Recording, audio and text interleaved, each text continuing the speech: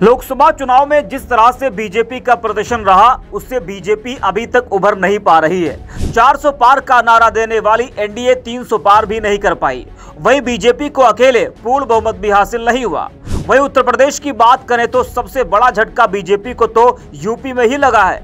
80 में से बीजेपी को 33 तो सहयोगियों को 3 सीटें ही मिल पाई, यानी एनडीए को कुल उत्तर प्रदेश में 36 सीटें मिली, तो वहीं इंडिया गठबंधन को 43 सीटें मिली।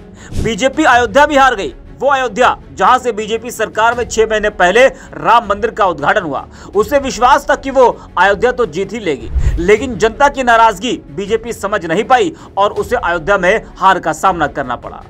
वहीं यूपी में मिली हार से बीजेपी की समीक्षा बैठकें लगातार जारी है। हार के कारणों को तलाशा जा रहा है, क्योंकि यूपी की 10 विधानसभा सीटों पर उपचुनाव होना है, तो बीजेपी इस चुनाव में लोकसभा चुनाव में मिली हार को दोहराना नहीं चाहेगी।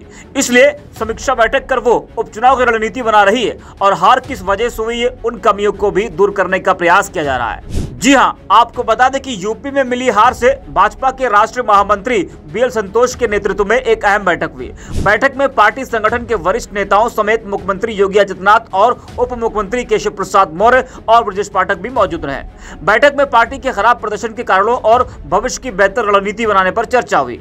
काफी समय बाद ऐसा हुआ जिसमें सीएम योगी आदित्यनाथ और डिप्टी सीएम केशव प्रसाद मौर्य एक साथ शामिल हुए। जानकारी के मुताबिक बंद कमरे में हुई इस बैठक में बीएल संतोष ने आगे की रणनीति और 10 विधानसभा क्षेत्रों में होने वाले उपचुनाव पर जोर देते हुए चर्चा की।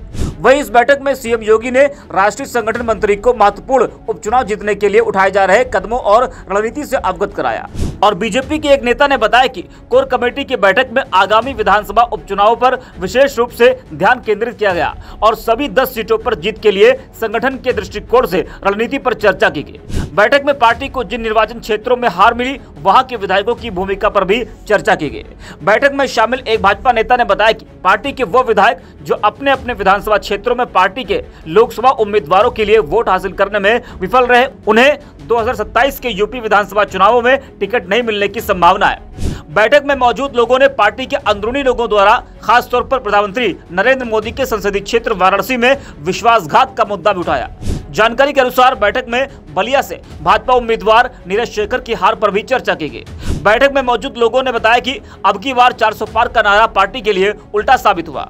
भाजपा नेताओं ने बीएल संतोष को बताया कि विपक्ष लोगों को यह गुमराह करने में सफल रहा कि अगर भाजपा को 400 से अधिक सीटें मिली तो वह संविधान बदल देगी। बैठक में इस बात पर भी चर्चा हुई, 1 से 2 बार जीते हुए सांसदों की बड़ी संख्या को फिर से टिकट देना भी पार्टी के लिए नुकसानदेह साबित हुआ, क्योंकि मतदाताओं में उनके खिलाफ असंतोष व्याप्त था। भाजपा के क्षेत्रीय प्रमुखों ने पार्टी के राज्य नेताओं और जिला इकाइयों के बीच समन्वय की कमी का भी मुद्दा प्रमुखता से उठाया। बैठक में मौजूद भाजपा के एक क्षेत्रीय प्रमुख ने कहा कि कुछ विधायक लोकसभा चुनाव भी लड़ना चाहते थे, लेकिन उन्हें टिकट नहीं दिया गया। इन विधायकों ने पार्टी के खिलाफ काम किया और पार्टी के लोकसभा उम्मीदवारों की हार सुनिश्चित की।